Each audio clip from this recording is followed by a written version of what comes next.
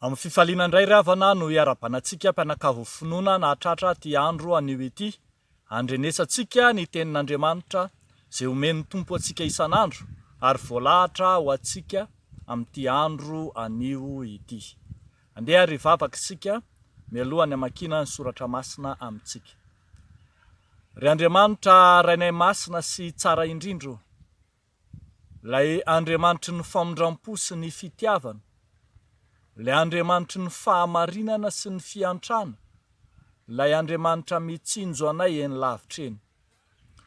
Misaotra anao izay noho ny amin'ity andro andrenesanay indray ny teny avy amin'ny soratra masina, ilay mampahery, ilay mampianatra, ilay manazava ary mitari-dalana anay amin'ny zavatra rehetra. Koa avifanay masino, avao izay ety anatinay ny teninao, ankatoavanay ny sitraponao. Amin'ny anaran'i Jesosy Kristy tomponay. Amen. Ny bokon'ny Zakaria mpaminany toko 7, andininy 9 hatramin'ny 10 no mofinaina voalahatra ho antsika anio, vakitsika amin'ny anaran'ny Tompo manao hoe: ary tonga tamin'i Zakaria ny tenin'i Jehovah nanao hoe: izao no lazain'i Jehovah tompony maro, manaova fitsarana marina ary samy mifampiantra sy mifamindra fo amin'ny rahalahiny avy, ary aza mampahory ny mpitondra-tena na ny kamboty na ny vahiny na ny mahantra, ary aza misy mihevitra ho amponareo hanisy ratsy ny rahalahinareo. Amen. Ray masino, manamasinanay amin'ny fahamarinana, ny teninao no fahamarinana. Amen. Ho ampitomboana mandrakariva ao anatinareo anie ry havako, ny fahasoavana homban'ny fiadanana avy amin'ilay Andriamanitra ray sy Jesosy Kristy ilay tompony finoantsika. Amen. Ity mofinaina ambany masontsika ity ry havako dia miresaka indrindra ny fahatsiarovana ny andro fisaonana fahiny, na raha marina kokoa ny andro fifadiana ho fahatsiarovana ny nandravana ny tempolon'i Jerosalema tamin'ny andro ny Nebokadnezara mpanjaka tany amin'ny taona 725 talohan'i Jesosy Kristy tany. No tsarovana isan-taona izany fifadiana izany, ka ny fanontaniana mipetraka eto dia ny hoe: mbola ho tohizana ve izany fifadiana fanao isan-taona izany, na izany fombafomba izany? Nefa ankehitriny ny jiosy izay efa niverina avy any am-pahababoana dia mby amin'ny fanaovana na ny fanarenana ny tempoly indray. Ry havako malala, ny toko 7 sy ny toko 9 amin'ity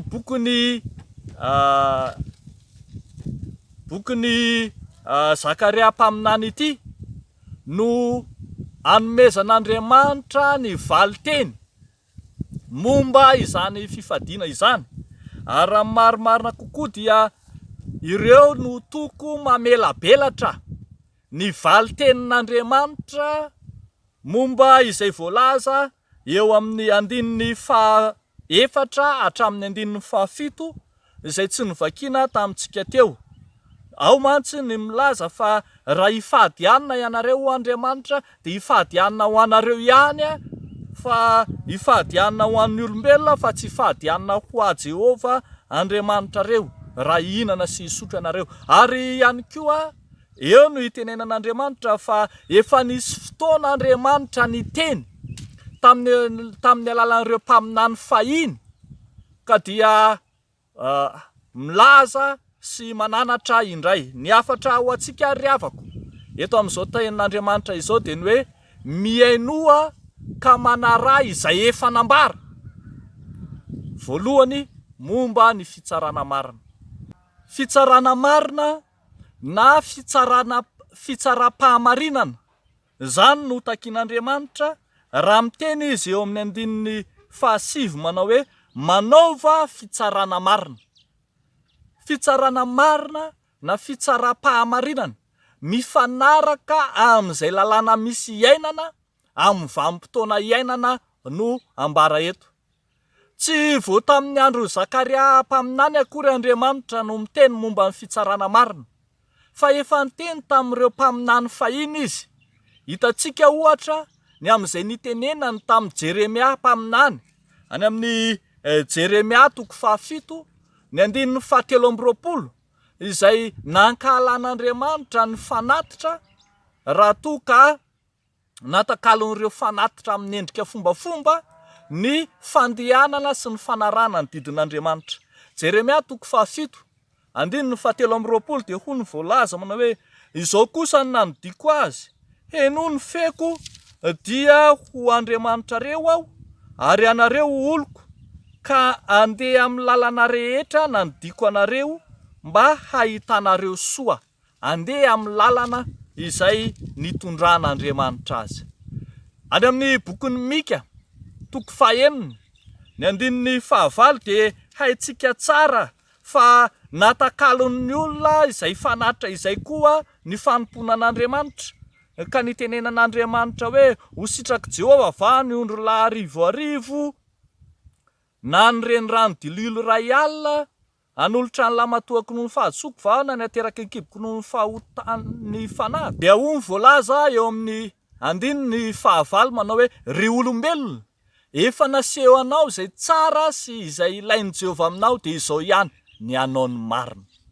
Fepetra fototra takian'Andriamanitra amin'ny mpanaradia azy momba ny lalam-pivavahana, ny fanaovana ny marina, ny fitsarana marina.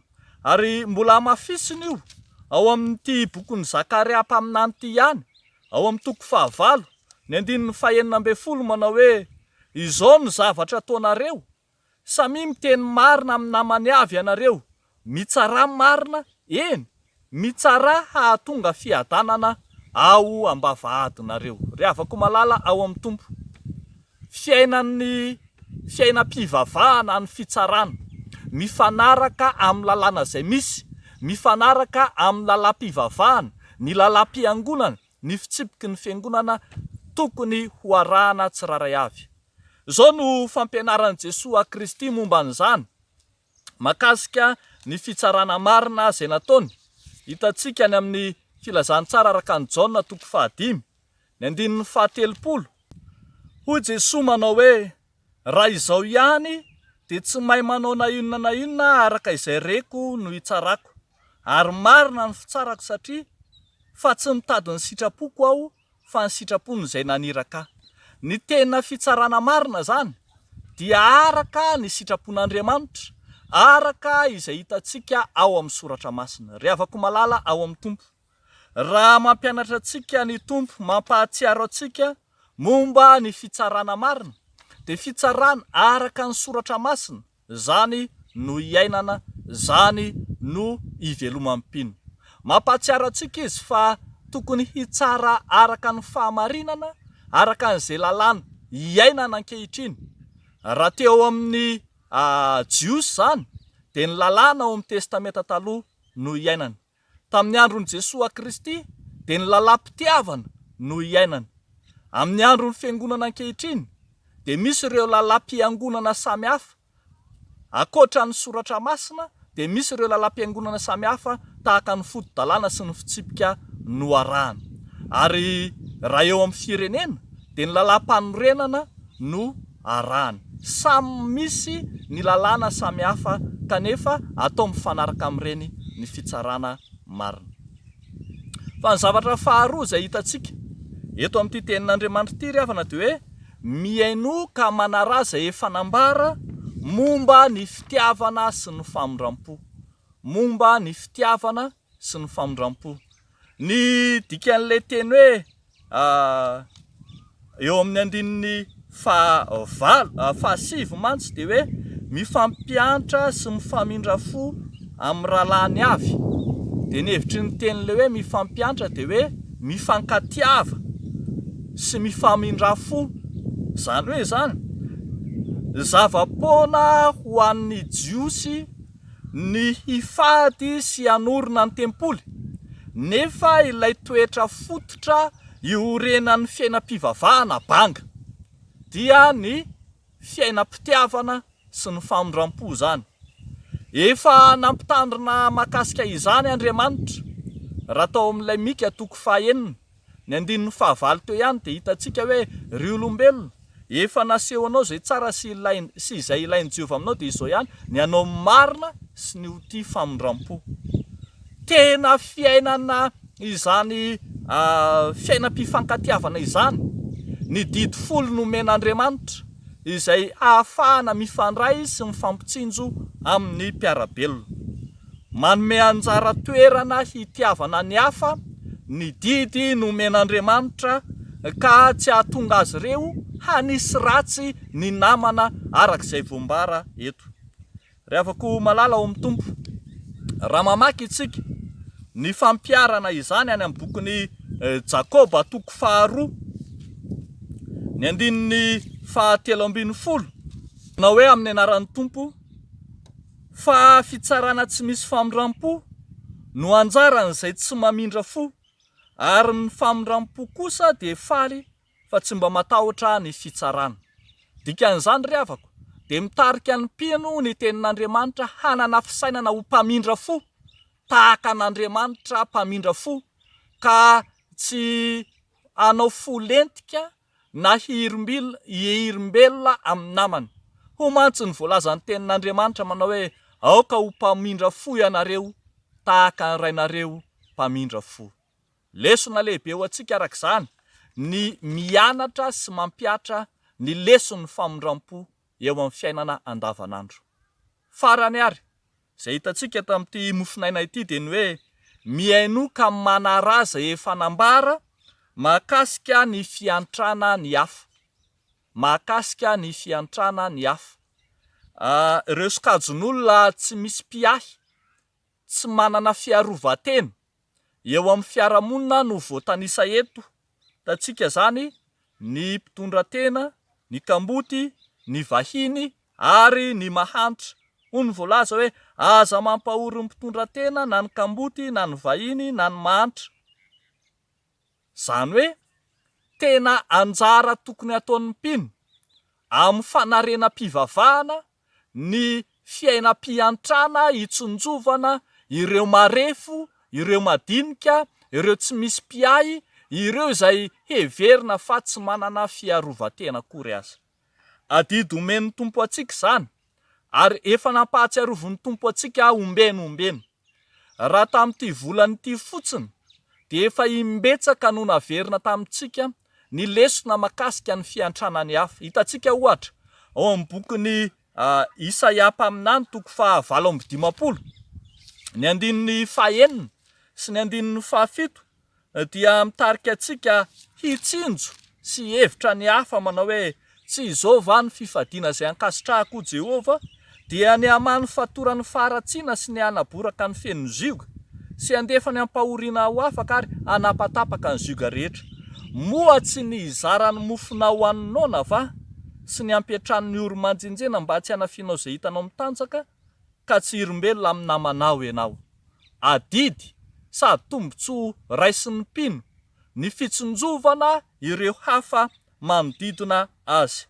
Jesosy Kristy dia nampianatra antsika momba izany fa ny teniny dia hoe izay mandray anareo dia mandray ary, izay mandray ahy dia mandray izay naniraka ahy.